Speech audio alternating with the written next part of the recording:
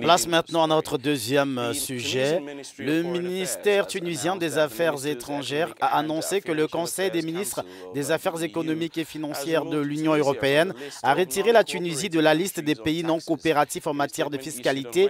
Dans un communiqué publié mercredi, le ministère a exprimé sa satisfaction à l'égard de cette décision. En décembre dernier, l'UE a pris la décision d'inclure la Tunisie sur la liste des pays considérés comme des paradis fiscaux et non coopératifs. La Tunisie a ensuite exprimé sa surprise et sa consternation d'avoir été injustement classée. Ce revirement de la part des ministres des Finances de l'Union européenne, et puis la Tunisie a-t-elle souffert finalement des sanctions qui lui ont été imposées lorsqu'elle a été ajoutée à cette liste noire des paradis fiscaux par l'Union européenne? Nous allons sans plus attendre tenter de trouver des éléments de réponse avec l'économiste tunisien Aram Belhadj. Aram Belhadj, bonjour. L'Union européenne a donc sorti le 23 janvier dernier la Tunisie de la liste noire des paradis fiscaux, où elle l'avait placée avec un certain nombre d'autres pays le 5 décembre 2017. Quelle lecture faites-vous de cette décision, de ce revirement de la part des ministres des Finances européens? Bon, d'abord, je considère que le fait de classer la Tunisie sur la liste noire des juridictions non coopératives en matière fiscale est une décision absurde, parce que alors l'Union européenne savait très bien que la Tunisie, qui est le premier partenaire de l'Union européenne, savait très bien que la Tunisie ne peut pas être un paradis fiscal en comparaison avec d'autres pays qui accordent beaucoup d'avantages, énormément d'avantages fiscaux pour des investisseurs, surtout pour les entreprises totalement exportatrices. Et puis, l'Union européenne a négligé le fait que la Tunisie, en fait, vit une période de transition politique et économique.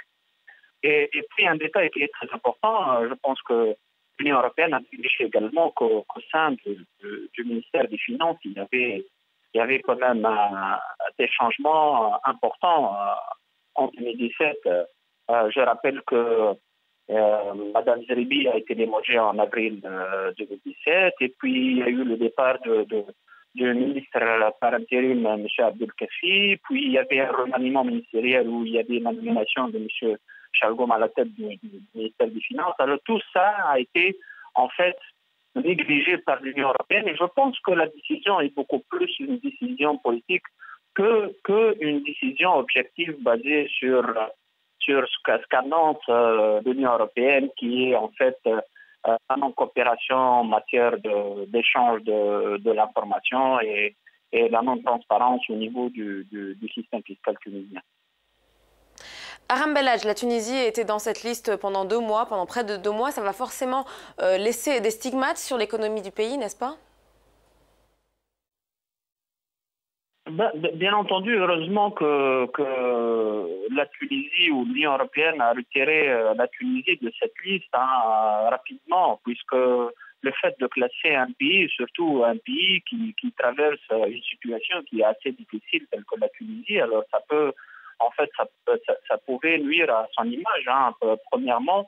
Et puis, lorsqu'on classe un pays dans la liste noire, ça va automatiquement bloquer des fonds qui proviennent des institutions internationales.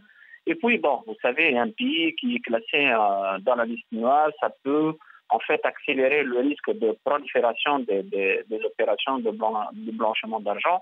Et puis, ça peut, bien entendu, affecter négativement les investissements des étrangers. Mais comme j'ai dit, heureusement que la décision de sortir la Tunisie de cette liste noire est venue rapidement pour éviter tout ça, quoi. Alors l'Union européenne a sorti la Tunisie donc de cette liste noire, mais ne l'a pas totalement dédouanée, puisqu'elle l'a classée dans une liste grise qui est moins salissante que la liste noire. Mais qu'est-ce qui reste à faire finalement pour que le pays soit en phase avec les standards, les conditions, les critères de l'Union européenne? L'Union européenne, en fait, ce qui est affiché, c'est qu'elle veut, si on veut synthétiser, c'est 3 choses. La transparence, c'est-à-dire l'échange d'informations, surtout les informations fiscales. Alors l'équité fiscale, et là, permettez-moi de vous dire que l'objectif en fait principal, c'est d'arrêter le mouvement de délocalisation des entreprises européennes. Donc elle veut bien que la Tunisie en fait, arrête avec les avantages fiscaux accordés, surtout ce qu'on appelle le système offshore.